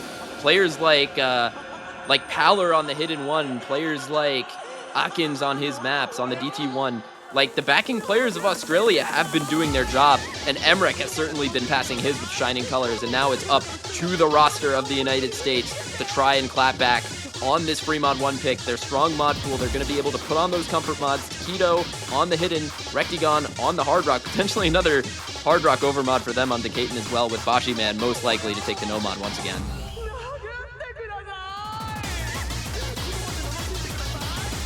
Hard Rock Overmod on this would be quite dubious given just how mechanically challenging it is. There it is. Yeah, they're just going to do it. They do it every time. They're doing it. They always do it. On a map this hard? I mean, they can obviously do it. Decaded, Rectigon, unbelievable Hard Rock players on this kind of stuff. But now it's going to be Australia with the easier mod points, and I think they'd prefer that. Let's see how the preferences go. United States down multiple match points. Their streak of top 2 placements on the line here. on this free mod, one against this Australia team that is getting the performance of a lifetime out of the best player in the world. You talk about life games a lot, it feels like, in Counter-Strike, and we're getting one today in Osu. Some early traded breaks. We see Rectagon, Boshiman, Taquito all falling early on. We see Box and Atkins falling for Australia. The double FC crucially gone now as Paler and Emrek fall, and now we're watching Decaton on the lone FC in the lobby. Really not a lot of combo on the rest of the lobby, and there he goes as well. Oh my goodness, Vorty, what is happening? It's 4.5 minutes in, we're a minute into that, and this is already getting out of hand. Misses everywhere. It is now just a full-on scramble as we just see the mechanics test of this map. Not just the mechanics, but the awkwardness. The AR 9.2 on some of these snap doubles, on some of these awkward angles, is brutalizing everyone, and the score lead cannot decide which team it wants to give it to. It's going to come down to recoveries, but we're only a third of the way in, and it already looks like a complete just coin flip right now. Coin flip is a little bit loaded in favor of one particular team in this match, though it feels like it has been Emrek the whole way through. Now 10 maps in, and he has top scored, I think, all but one or two of them. And looking to do the same thing again here. Look at the lack of combo on the United States. It's Taquito at about 250, but it's Emrek on 580. It's Paler over 400, and it's Australia to take the lead. It's still only at about 20,000 points. As we're heading into the middle portion of the map, we're going to get into this tech section where things really switch up, and that's going to be the break from Paler. And let's see if this is what the opportunity may present itself for the United States, trying to bring this back. In Australia here now, Atkins breaking that 300 combo box on a decent recovery. You have Emrek still at 100, but it's a full reset! Full reset from USA, and now past the halfway point, Emrek and Box are the biggest combos, but they miss! They find the breaks, and now it's only 19k still in the lead. This could still go either way. We've got a full third of the map to go. It's 14,000 points. Boshiman has a little combo. Decaton Rectagon as well. Box, Emrek, Paler, Atkins all trying to build up frantically, desperately, looking to close this out with a break point. The lead 10,000 and dropping. United States has just the smallest margin of combo advantage. There goes Atkins as Boshiman continues to hold largest combo in the lobby, but down goes Decaton. Nobody able to take a meaningful lead. Just these recoveries. Box and Atkins though breaking, but it's Paler and Emrek, however, now that gives USA the combo lead in this last quarter. As, I mean, this map almost feels like a tiebreaker in itself with how much it tests, how long it is. But Taquito, Boshi, Rectagon are all on those big combos. It's just two for Australia, and it's all going to come down to how well do you play this ending. Right now, USA is doing a better job, but that could change at any moment.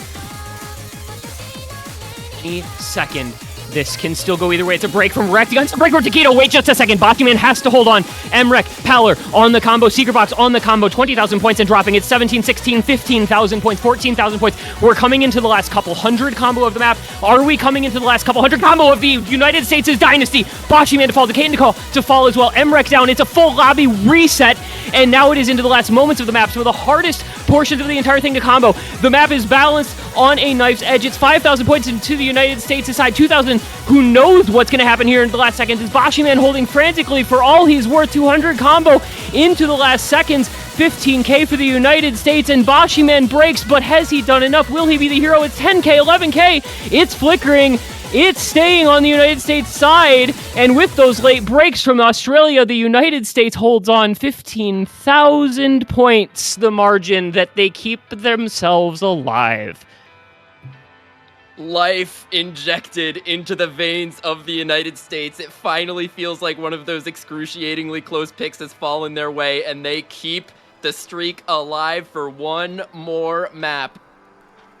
That was as close as they could get. Boshiman's combo at the end really pulling the weight that it needed to take them this point. And now Australia taking the timeout, wanting to deliberate this pick. All of the obvious ones off the board.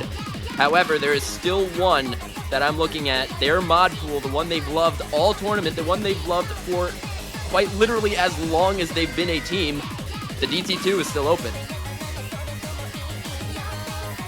Do you want to pick into the janky tapping as you mentioned. Not many longer tapping sections, but the finger control required, some of the awkward rhythms, some of the awkward, even just aim sections. It's maybe the most coin flippy map in the entire pool, both because of just the nature of how it's mapped and the length being 2 minutes 13 seconds. So it would be quite a map to pick here. It could really go either way. But if you're Australia here, you'd ideally not have to go all the way to tiebreaker if you could do it, as the castle, the Imperial Castle that is United States, getting to grand finals on the winners, it's crumbling, the walls are breaking, but it's still intact. And I'd like to correct you on this DT2, Vorty. There is one extremely long stream in the middle of this map. The longest death stream I think we have in this tournament at this BPM. 270 for, I think, around 100 notes, somewhere in the middle of this map. So that is the place where you can truly flex those like tapping muscles, but the rest of the map is just really jank in that players like Cloppit, who would definitely love to have more of those long streams, might break on patterns like that, and that's where the players of the United States who are more well-rounded might prefer to play. But it's a DT pick, and it's Australia. Like, it feels like, come on guys, we've got to pick this at some point. We've got one more pick in this match, and maybe just got their players out of the lobby practicing those sections right now, getting comfortable so they can try to strike the dagger into the United States to eliminate them once and for all.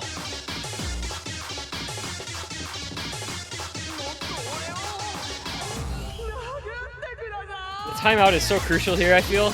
Like, if you're ever going to use it, is there a better time? Have you ever seen a better time for a timeout than 6-4 last pick, trying to close out the United States? Everybody gets a little chance to take just a bit of a breath and go practice whatever they might be picking. Just that extra little moment.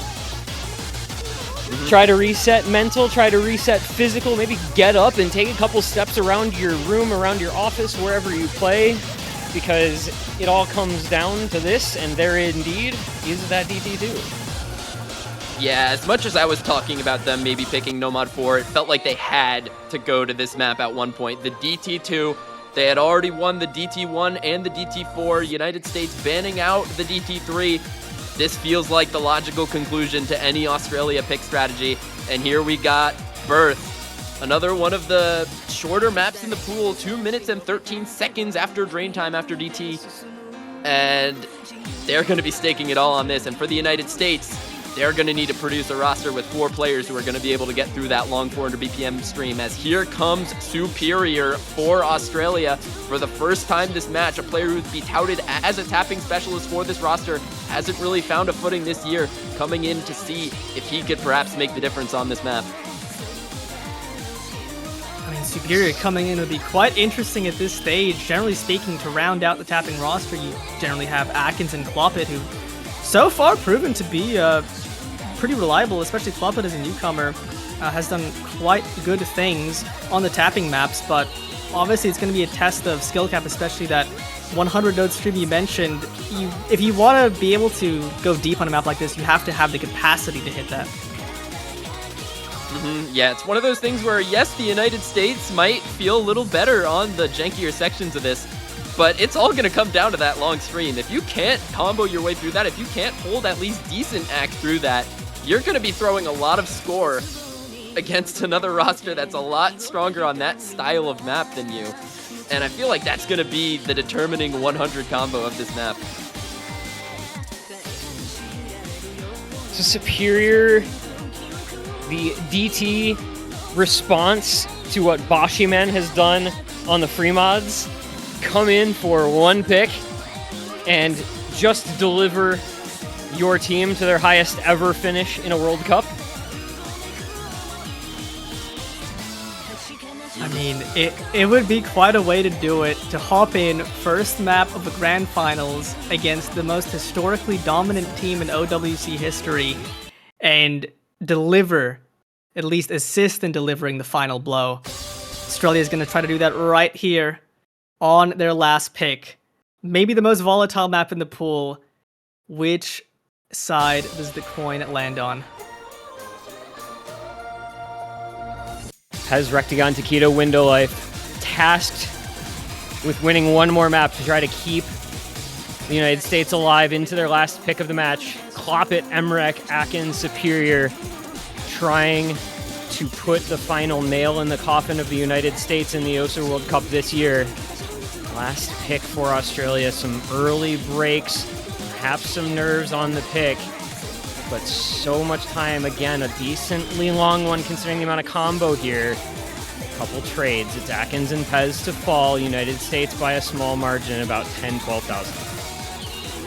And it's a full reset from Australia! Completely collapsing on that section now. You still have Rectagon and Window Life holding those big combos, and now they're just going to take the score lead way in their favor. And this is a short map. You cannot be missing that like that on the early sections before you even got into the hardest part.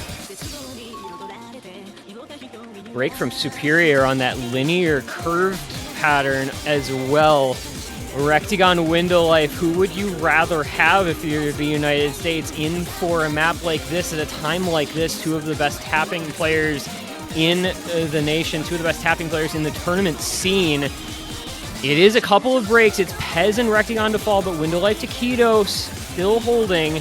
Emmerich and Clopit, the combo for Australia here, but they both go. The entire lobby wipes, and it's a third of the way still to go, but this already feels over. The break point might just finally be happening. United States dropping their first pick of the match, and wouldn't it be quite the poetic bookend if Australia were to drop their last pick of this match? Here we go into this massive stream. Clopit, Taquito, Pez all breaking, but it's still Rectagon, Window Life, Superior, Emmerich, and Atkins. Actually, no, scratch that. It's just Emmerich for Australia. I think Rectagon got through it. Actually, no, you did not. The only one. I just don't think there's enough time. It's 140k that he's got to try to bring back, and he's going to run out of time before that can happen. And he falls. And it's going to be, at long last, the break point back for the United States. We've waited for so long. They dropped literally their first pick of the match, and it took until the final opportunity they would have to get that break point back. But on the DT2, Miles talked about it on end, the most volatile of these DT picks, and it's where the United States get the long-awaited break point. And now it is their pick to try to force the tiebreaker. And you saw on that long stream, United States had a lead of around over 300k, and it dropped all the way down to almost 100k on that stream. Australia certainly did win the overall speed portion of that map, but Window Life and Rectagon doing the work to keep United States in this one for one more map. And now the final map before tiebreaker gets played. If they win this one, they're forcing that map, and they're going to be forced to try to win that one. But they've got to win one more here, and the map pool has certainly thinned out. They've only got Nomad 3, Nomad 4, Hard Rock 1, and Fremod 4 remaining. And of those, I really don't think which one you prefer. The Nomad 3 just screams out to me as another potential solo carry map. The Nomad 4, Australia looked great on that skill set last week. I think if I'm United States, I'm either deciding between this Hard Rock 1, which is a skill set you've lost earlier in the match, or the Fremod 4. And I'm probably favoring the Fremod 4 here, just out of the nature of their strength in the Fremod pool. Do you pick a clip farm map against a team with Emmerich on it? That's the thing. thing. 4. Yeah, they might consider taking their timeout right now, because you really have to decide here. It might be just a matter of feeling everyone go play each map once, play the intro, see which one your vibes are feeling a little stronger on, because these maps are all brutal in their own right. I mean, it's gonna be the Nomad 3, so not leaning into the Hard Rock skill set that's so far done some favors for them.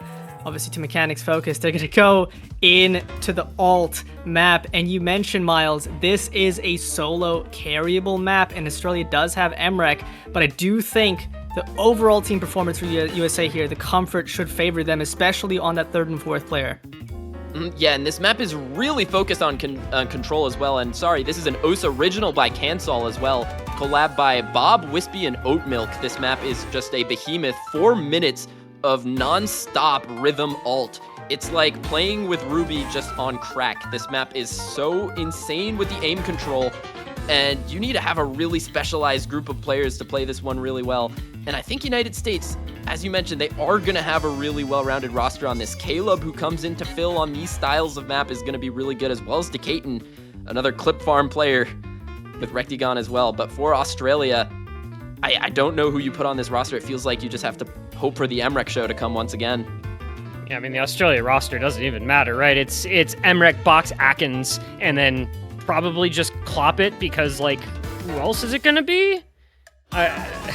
Your lack of depth almost makes selecting rosters, it makes selecting rosters easy, and when people are playing well, it makes it less pressure on you, I suppose.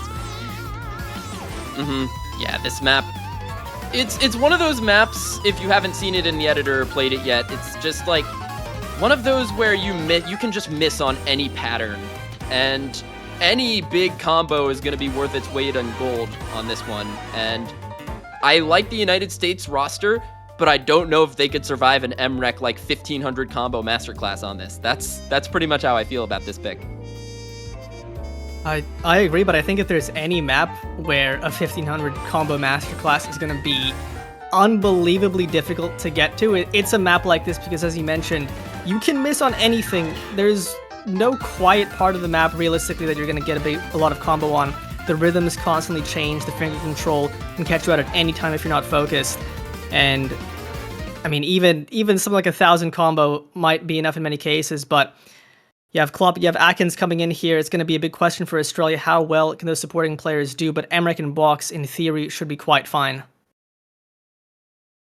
Cast our minds all the way back to the second map of this match on that hidden 3. Remember MREC 763k on one of those just crazy, consistently challenging aim control picks. That time was in the hidden pool, this time's in the Nomad pool. Let's see what he can pull out. The United States fielding Taquito, Decaton, Rectigon, Pez. Last pick of the match. We all know the stakes here. United States wins, we go to tiebreaker. Australia wins, they go on to face Poland in that grand final. And it is just the early break from Pez so far.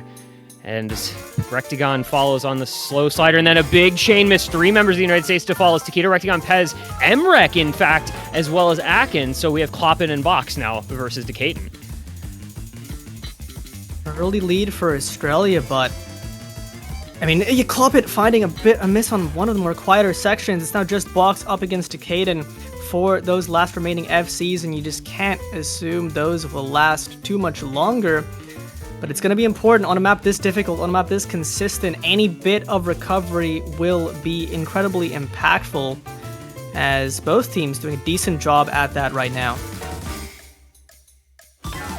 Watch the recovery with bated breath. It's Taquito trading with Cloppit. 3 combos against 3. Decaton and Box on the FCs. Atkins and MREC recovery combo slightly greater than Rectigon and Pez. 30,000 score lead on the side of Australia, and this map just never lets up, right? You're seeing patterns like this the whole way through, and there goes Box, there goes Cloppit as well, and that's a sizable amount of combo now going on to the United States advantage. Let's watch Decaton carefully here, holding on into this slightly slower section, 1/3 of the way through. The United States going to pull that score lead ever so slowly through this portion over to their side. Decaton, last man standing with the FC on this Nomad 3. Pez finding the miss on the pretty significant recovery.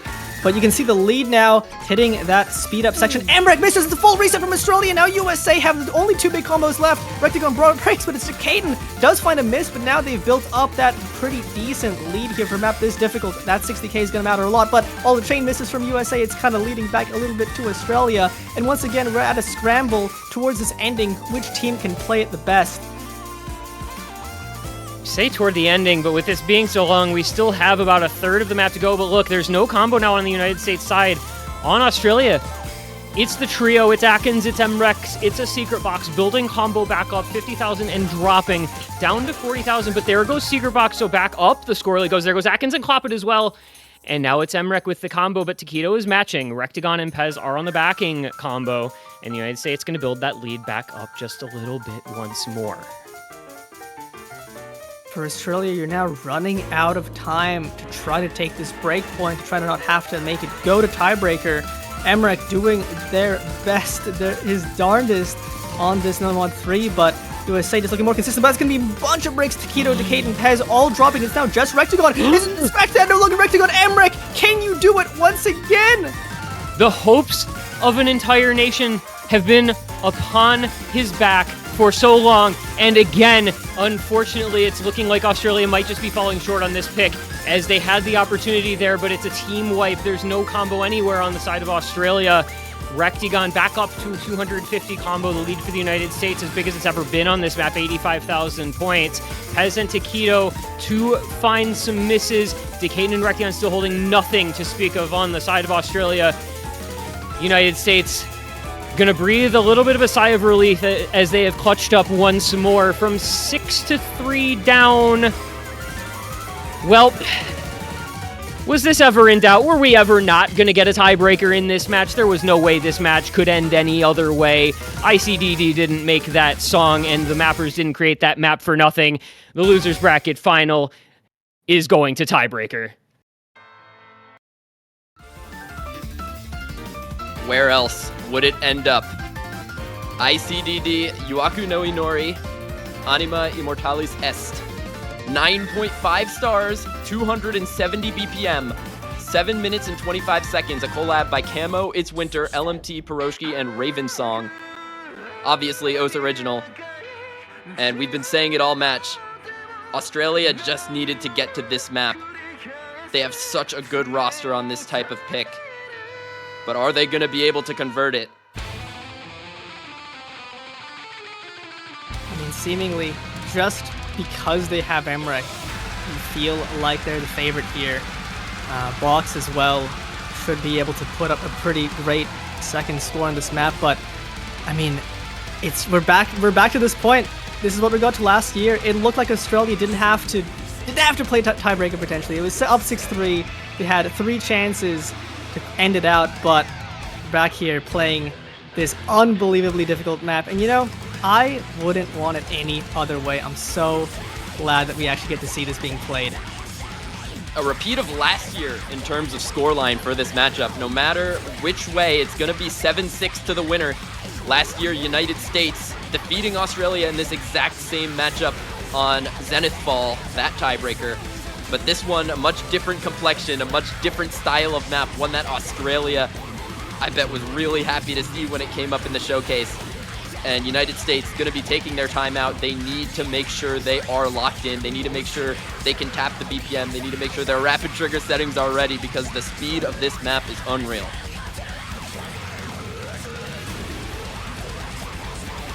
And for all we've talked about, well, if Australia gets a tiebreaker, if they get 6 points, they win the match. Emrek has had an outstanding match so far.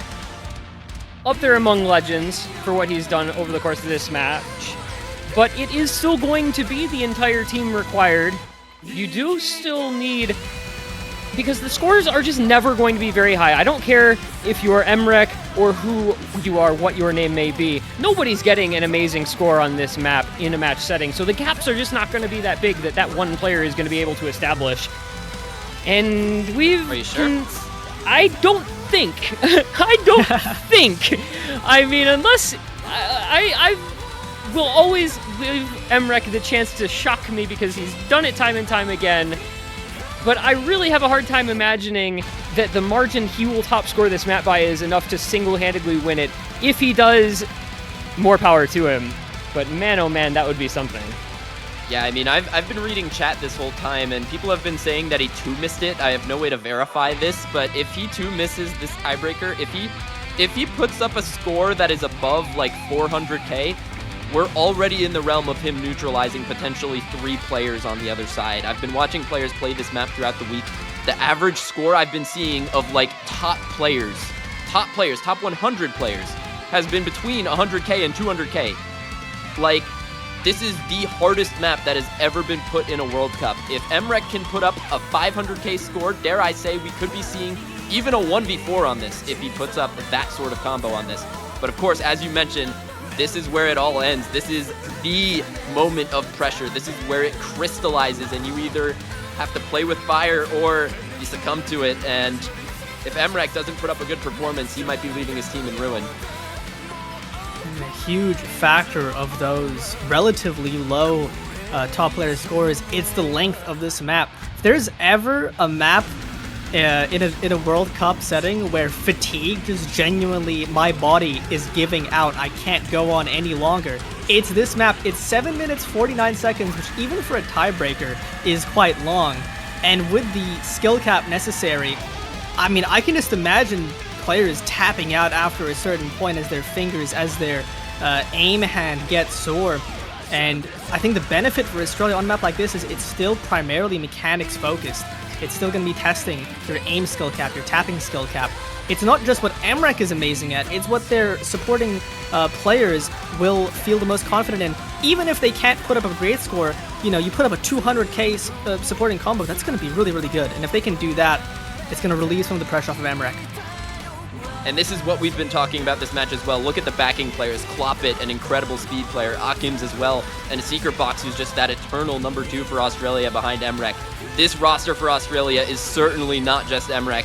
And this United States roster, Window Life, Taquito, Rectigon, and Pez, I hope they're ready for this map because I'm certain Australia hasn't forgotten what happened last year. And they're raring for revenge on a stage that they're very ready to play on. GLHFs are coming out in chat. The players have entered the arena one last time. We are one map away from finally deciding a winner of this match, which has been an epic. It is Window Life, Taquito, Rectigon, and Pez facing off against MREC, Kloppet, Akins, and a Secret Box here on the tiebreaker. Winner gets Poland in the grand final on Sunday. Loser gets third place, and that's that. 8 This minutes. is 8 minutes. the map of historical significance. And you said it, 8 minutes, strap in. We will not know the conclusion for quite a time. And who is ready for this? I don't know if really you can ever truly be completely ready. But players are going to try, as we see misses already early on in these initial 270 BPM streams. It's, I think, a little different from last week's tiebreaker, where the difficulty is a little more balanced throughout the map. Last week it was who can hold the best for the first third to half. This you're going to be going all the way through. And praying that your stamina is up to the task, praying that your nerves are up to the task, and hoping that your team is there to support you and you can just come out on top on the other side. Double FCs early on, Window Life, Pez, Secret Box with the FC for Australia. Akins a little bit behind. MREC with a couple breaks. There goes Box as well. Couple early misses, but it is just early days for such a long pick. But watch what the United States might be able to do here. And it's not going to be much. Window Life, Taquito breaking. There goes Kloppet as well. It's Akins, it's Pez, Rectigon with the supporting combo to try to build a lead for the USA early on. And a factor that actually will matter quite a lot for a map this long where you don't expect the combos to be that high as Rectigon falls, so does Akins. It's going to be accuracy. If your best combo is going to be a tiny sliver of the percentage of this map, accuracy is going to end up being a huge deciding factor. And right now, USA are actually looking like they have the advantage in that, as Australia uses pretty much all of their combos, is caught up in recovery, and Pez is still putting up a show. Oh. Does break on the big jump pattern there. Was the biggest combo left, but it's a 50k score lead for the United States here, just about a quarter of the way through. But what is Australia doing? They're not able to build up any combo on anyone. MREC 93 AC and missing constantly. I'm not sure what's happening to him. To go out this way, the type of match that he's played to this point would be simply heartbreaking. He has got to lock in for his team. Right now it is Akins the only combo, and MREC is just not having a good time, Vorty. What's going on that Australian side? Don't know. Maybe the pressure has finally reached its breaking point, as not just in the combos, but up sub 90% AC, the notable outlier in this match, as it's looking like heartbreak for Australia. Akins finding the miss on the last decent recovery. And, I mean, USA are looking solid, but it's Australia that's looking like they were defeated going into this. the mental side of being up 6-3, having 3 match points before needing a tiebreaker, and letting all of those match points slip through your grasp could just be getting to them. Now, again, it's 8 minutes long. We're barely a third of the way through. There is still so much time left. 100K can evaporate. If the comfort level is able to be increased, if Emmerich can get some combo together, Atkins and Clopit as well, they can still just bring this back. It's not like it's the end of the world as of yet. They've got to settle in. They've got to maintain their composure despite the struggles of early on, as we have seen a few breaks here and there from the United States, but you've got a big combo on Rectagon, a decent backing on no one, as the rest of the USA falls, and maybe the opportunity starting to present itself to Australia. Emmerich, though, breaks. He built a combo. It's a full reset for the entire lobby. It's 100K, and it's a full reset for the entire lobby just about halfway through. These full resets, they just favor the USA as they have the lead right now. Some of these longer streams, but both teams do somewhat similar. And we're past the we're at the halfway mark now, and this 80K score lead, it seems small, but you look at the total team scores, it's actually quite proportionally large. In Australia, they're just going to have to try in the second half to be better, but it's just an unbelievable task to build up any combo here. It's a Herculean task for any team to defeat the United States in the World Cup. We've talked about the statistics time and time again. We've talked about the USA debuff time and time again. And for so much of this match, it felt like Australia might have finally cleansed their aura and finally figured out a way to defeat their demons for the first time ever. But now that we've made it to the tiebreaker, I hate to say this in this way, but they have completely fallen apart when it matters most. They need to lock in for the last third of the map. They are now down 110K. There is a bit of a combo now in Australia with Window Life and Rectagon breaking, but Taquito and Pez are holding on. Now they both break. Now the opportunity's there for Australia. It's a full reset for the USA. The opportunity's there, but you still have a lot of work to do. Clopit, Emmerich, Box are getting through these streams. Clopit finds a miss. And the score lead, I mean, it's just not moving fast enough with how much time there is left to go. And Emmerich and Box have struggled to build up much combo, but they're doing it right now. This is really the last chance here. Look at the combo. A Secret Box 730 combo, Emmerich 670 combo, United States one player over 100. The score gap has come down to 76K. There is still a quarter of the map to go. It is a difficult quarter of the map to go.